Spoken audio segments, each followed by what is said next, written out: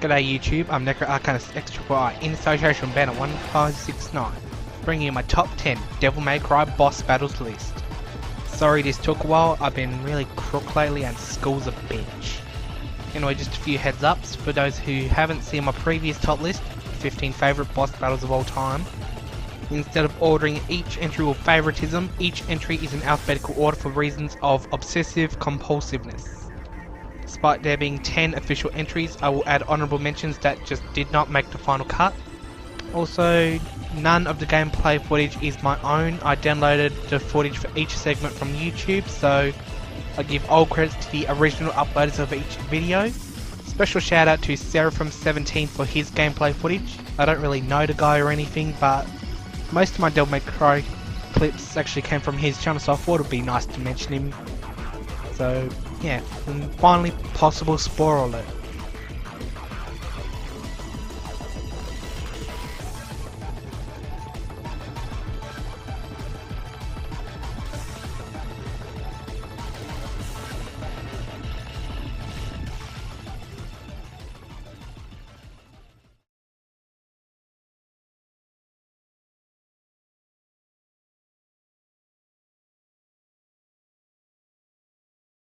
Now, let's get kicking with the top 10 Devil May Cry boss battles. First off, my honourable mentions. Necroarcanist is the boss for Mission 6 of Dante's scenario in Devil May Cry 2. A giant skyscraper possessing demons composed of thousands of bat-like creatures called Necroarcanist. I don't know how the fuck to friggin' pronounce most of the names in Devil May Cry 2, honestly. Anyway, Necroarcanist attacks by firing white lasers from its mouth, either many at once like a shotgun, or one continuously. It goes without saying that you should not attack it from the front, which is its weak point, but once it's damaged enough, it will release some of the Necroarcanist to attack Dante as well as block him from attacking itself.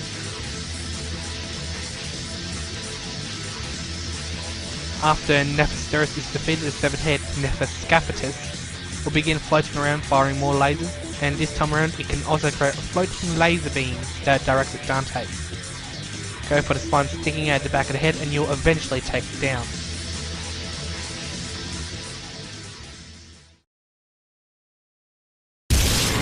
Devil May Cry. The Saviour is a gargantuan statue of the Dark Knight Sparta, brought to life by the Order of the Sword, which appears in Devil May Cry 4. Nero first encounters the Saviour in Mission 11, the Ninth Circle, and Dante battles it in Mission 18, the Destroyer. Now, I only made the Saviour an honourable mention because when most people are asked about awesome DMC bosses, the Saviour usually comes up somewhere along the line, and I want this list to have less predictable entries. Now, the Saviour once awakened is one of the most powerful monsters of the series, as the Saviour can protect its user and wields immeasurable power, as well as the ability to fly. Despite its size, it proves to be quite agile when it tries to smash Nero or sweep Dante off the floating rubble around it, which is levitated due to the sheer power of the Saviour's aura. However, it truly shines in its demonic powers. Wielding the rare power of light, the Saviour can summon bolts of light energy that can easily wipe out massive demons as if smiting them like a god. It can also fire orbs of darkness as well as blasts of energy. Its most fearsome attack is a massive beam of concentrated destructive energy. As a vessel for Sanctus, he is able to emerge from any part of the golem's body at will. And the jewels on its body, made of crystallized demon fluids and spiritual essences, are crucial to powering it and therefore are the weak points. Use the terrain to your advantage to creep up and take them out.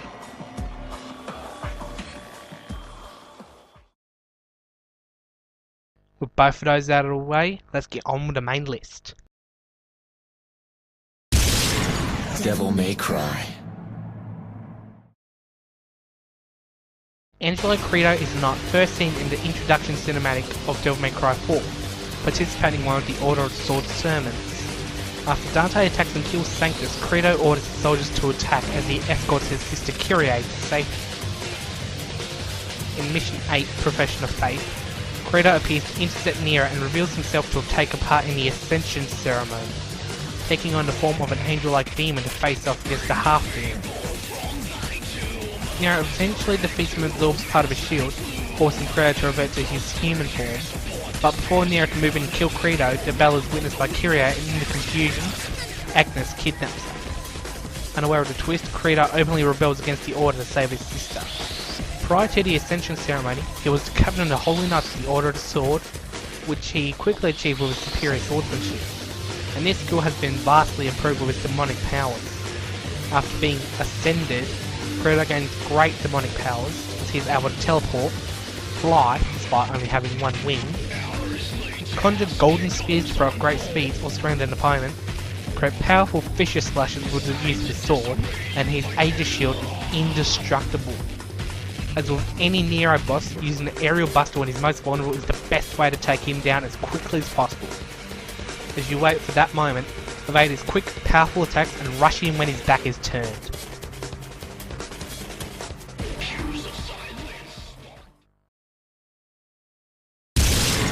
Devil May Cry.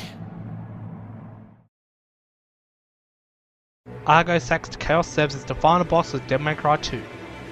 Inside the portal to Hell, Dante finds Argo Sax in its first form, a hideous pile of flesh composed of pieces of Phantom, Griffin, Orangera, Jokatgum, Nephisteris, and Furiotaurus. Destroy each piece one by one, keeping mindful to avoid their attacks, and the stalk bearing an egg extends from the mass, and Argo Sax's true form, the Despair Embodied, hatches from it. As the Despair Embodied, Argo Sax appears as an androgynous, horned, angelic being composed of fire, able to change sexes at will. Fair enough. While in its female form, it will attack with a whip, and while in its male form, it will wield a sword. Despair Embodied is able to teleport or fly into the air and shower Dante with a rain of fiery feathers. The easiest way to beat it would be to use guns for a safer long distance kill, but Argo Sax is extremely fast in this form, so watch out for its attacks. If he's kicking your ass in this form, wait until your last sliver of health is down, and then charge your Devil Trigger. Just before you take the next hit, unleash your Majin form and rain down revenge for all the health you've lost.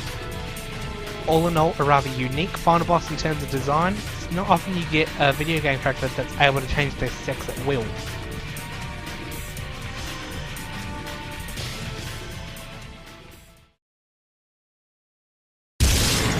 Devil May Cry. In Devil May Cry 4, Burial first appears in Mission 2, La Porte de l'Enfer. He claims to have visited the human world 2,000 years ago, and has never met any human like Nero except for who was suggested to be the legendary Dark Knight Sparta himself. As Nero dodged his charged attack, spellbound to his head and slash away. Once his flames die out, aerial buster for critical damage. Not many people actually realise this, but after one buster you can do a second buster for even more damage, which is freaking awesome in terms of kicking his ass. After his defeat, he retreats to the demonic realm, but he returns to face Dante in Mission 16, Inferno. Use whatever tactic is necessary to whittle down his health. Gilgamesh seems to do pretty good damage, just watch out for his Devil Trigger in Dante Must Die difficulty, and higher. Not to mention he's got some pretty sick battle music, officially titled Sworn Through Sword.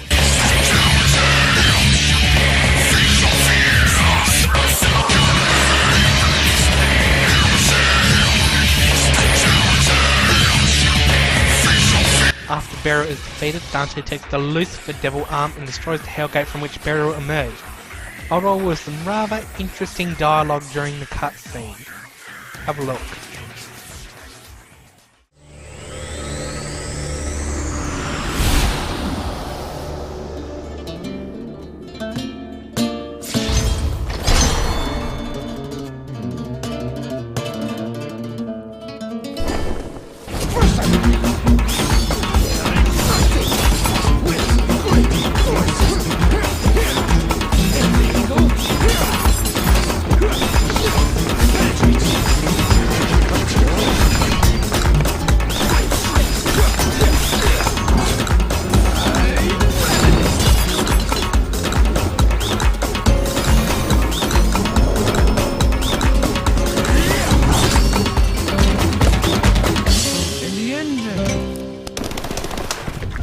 You're all satisfied. You are set free.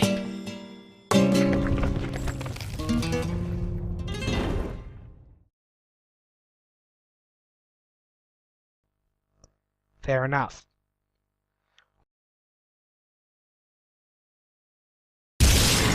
Devil May Cry. Cerberus is the gatekeeper to the entrance of Temenigru, chained up and sealed away by Sparta. He is the boss of Mission 3 of Devil May Cry 3, coincidentally. When Dante first enters the tower, he finds Cerberus at the entrance in the Ice Guardian's chamber. Cerberus demands he leave, but then attacks when Dante mocks him. In battle, Cerberus will be encased in armor of ice that must be destroyed before he can be damaged. Shoot the ice off his head, then attack the legs to make him fall down and attack his exposed head. It's possible to kill Cerberus using only firearms without moving by going to the right side of the stage and firing at him with ebony and ivory. All the while you listen to the style and beats of his theme song, Suffer.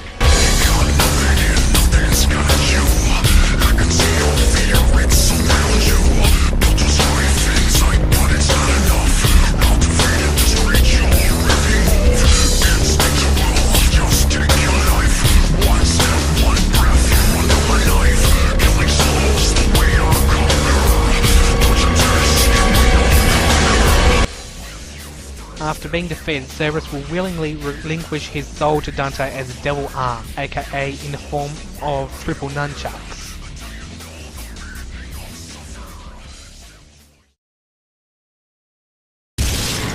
Devil May Cry. Leviathan is a massive entity, more location than enemy in Devil May Cry 3. It swallows Dante at the beginning of Mission 8, A Renewed Fear, and Dante must fight his way out from the inside. When you make it to Leviathan's heart, you have to hit at least one of his lungs until it shrinks back to open the heart's armor, then hit the heart as much as you can. The left lung will absorb red orbs dropped by the minions, or the right lung will drain Dante's Devil Trigger gauge and any drop white orbs. If any green orbs drop, the lungs can absorb those as well in order to heal itself. Fucking nice. Anyway, hitting the right lung is recommended as it's not writhing as the left, so it takes all your hits. Dodge the heart's attacks and minions and rinse and repeat. You can use the minions as a shield for the heart's electric spheres and double laser. The heart of Leviathan is also weak to Agni and Rudra's attacks, so yeah. A good strategy is to hit both lungs until they're severely damaged, and when the demons approach you, jump away and attack the second lung. Then finish off one, attack the heart when it closes again, and finish the second lung, that way you have more time to attack the heart.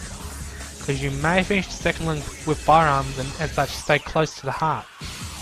Also bear in mind that the left lung will be using the orbs it captures to power the lasers attacking you, while the right lung will power the blue homing spheres using the magic power drain from Dante. If you focus your attacks on a single lung, you will relieve yourself of the attack, but if all of the Hell Envies are killed, then the left lung will capture the orbs and power the laser attack anyway.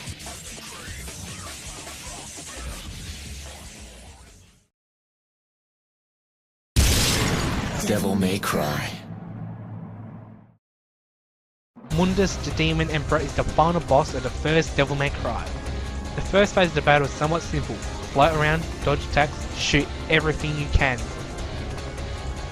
Mundus can conjure streams of lightning, fire dozens of red energy spears, summon orbs with the abilities of creating barriers, and fire small projectiles. Not to mention raining meteors of pure energy down on Dante. Not many people have realised this, but as you're in permanent DT for the battle, the command used to activate Devil Trigger instead summons a giant dragon to attack Mundus, and it deals more damage depending on how much Devil Trigger was used to summon it, so take advantage of that attack. Dante will eventually succeed in injuring Mundus, but is knocked down himself into the pit of lava below. In the next battle, Mundus will use basically the same attacks as last time, only they're harder to avoid, but some of them can be deflected with good attacks. A tip from Seraphim17 is to use the Devil Trigger Million stab when you get close, as it will supposedly do the most damage. But whatever works for you works, I just tend to spam the ranged attacks. Anyway, after the battle, when Dante returns from the pocket dimension and attempts to escape, Mundus attacks yet again. This time around he's practically easy. Use Alistair's air raid or vortex attacks, especially the latter.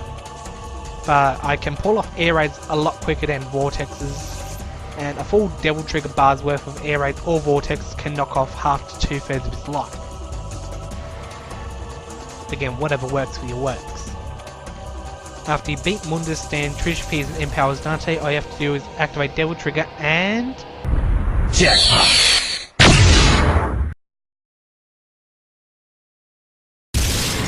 Devil May Cry. Nightmare is a demon created by Mundus, and Dante first encounters it within the Castle Cathedral as the boss of Mission 16, Nightmare of Darkness. But he forces it only to retreat. It later appears when Dante performs the ritual to transform the Philosopher's Egg into the Elixir Drum Mission 18, Spirit Stone Elixir, and is again forced to retreat. However, after Dante enters the underworld in Mission 20, Showdown with Nightmare, he is lured into the Nightmare's den by Trish, who is pretending to be injured, and Nightmare attacks as soon as Dante enters the room to try and help her. In battle, Nightmare is invulnerable to all attacks except for at its core, and in order to expose this core, the shield devices located in the battlefield must be activated to bathe the room in light. This will turn Nightmare from a puddle of goo into a solid state, and it will expose its core during certain attacks. When the lights go out, Nightmare turns into a puddle of goo and can envelop Dante whole, transporting him into its insides where Dante must battle with one of the other bosses of the game, Phantom, Griffin or Nello Angelo, in order to escape. However, beating the weakened bosses can damage Nightmare greatly, so if you're having difficulty hitting him normally, this is one way to take him down, otherwise you're going to have to deal with his ice beams, slime spikes and laser shots. Now if you think about it, Phantom, Griffin and Nightmare practically sum up the fire, lightning, ice motifs often used in fantasy games. I wonder why you don't get an ice elemental weapon in the game since you have Alistair and Ifrit to take care of lightning and fire respectively. Go figure. Anyway, moving on.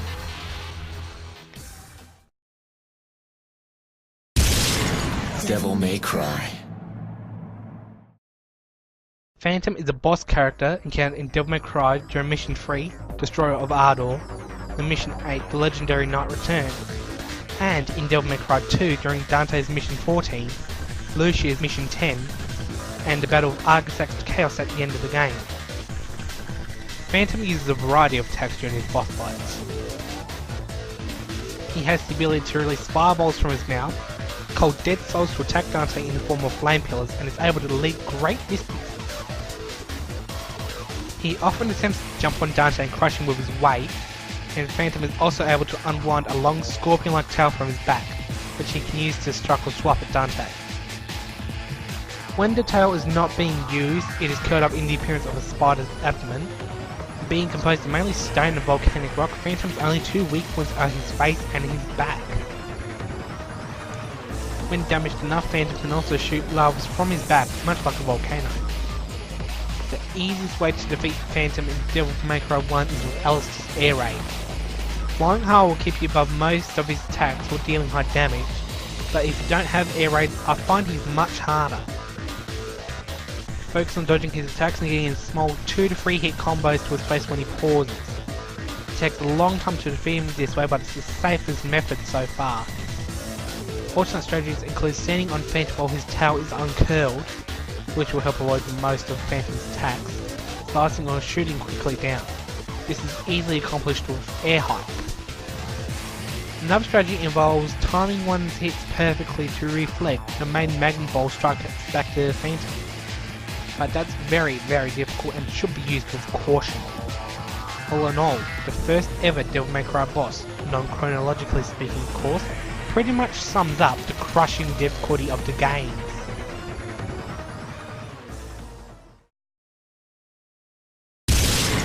Devil May Cry. Sanctus, leader of the Order of the Sword, the Vicar of Sparta, a previous Supreme General of the Holy Knights, and main antagonist of Devil May Cry 4. As the leader of Fortuna, he is behind all of the actions of the Order, and is the mastermind of their plot to conquer the world using the Saviour. He is considered one of the greatest leaders of the Order, and he has the total loyalty of the populace. He is fought in missions 11 and 20, the Night Circle and La Vita Nuova, both times by Nero. In battle he has the ability to teleport, levitate and encase himself within a magical shield. He uses energy beams and blasts to attack as well, and he's not even much of a challenge, but he is cowardly. so he's going to try and keep his distance. And that shield just does not help. If you can aerial Devil Trigger bust him, it will do tremendous damage and will help end the fight quickly.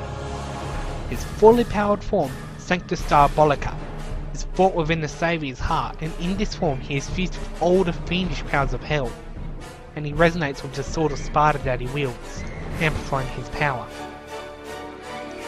In this battle he uses the same attacks as last time, as well as charging at you with the Sparta sword, but a well-timed buster can actually interrupt this attack, and you can counter for critical damage with a second buster. Just smack him around the room like an old ragdoll a few times and you'll be fine. Afterwards you're going to have to do a quick save component where you have to bust to save his incoming attacks, and then the game will be beaten.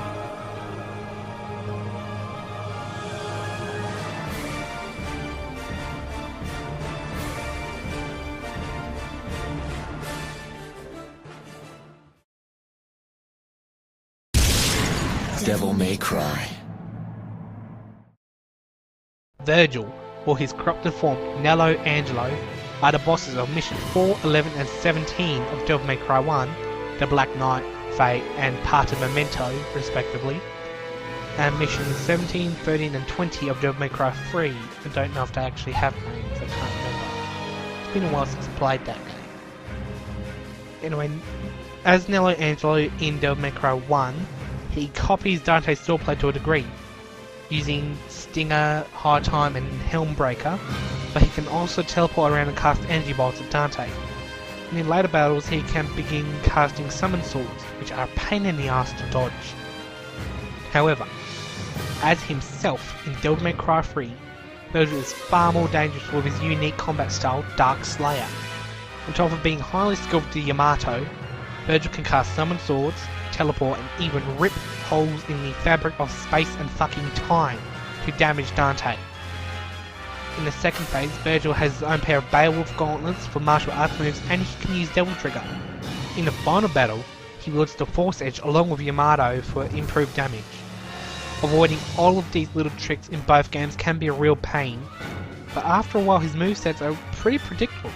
Just dodge and slash, parry and counter and you'll be fine. In fact, I would have put Nello Angelo as an honourable mention if it wasn't for the fact his blocking abilities make him a pain in the ass.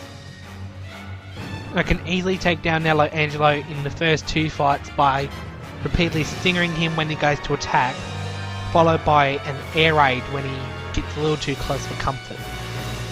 As for Devil May Cry 3 Virgil, I can't really say I have a proper strategy, but the trouble is well worth it for the beautiful music.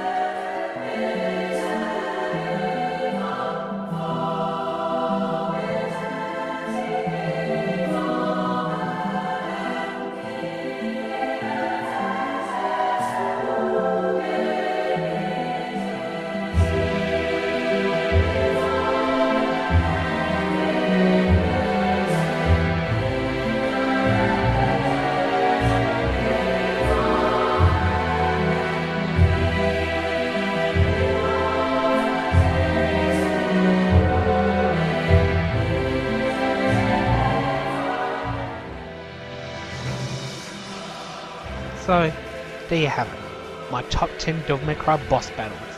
Which bosses do you prefer? Let me know in the comment section. Leave a like and subscribe to the channel. Until next time, I'm NecroArcanistXIII in association with Bandit 1569. Stay classy, YouTube.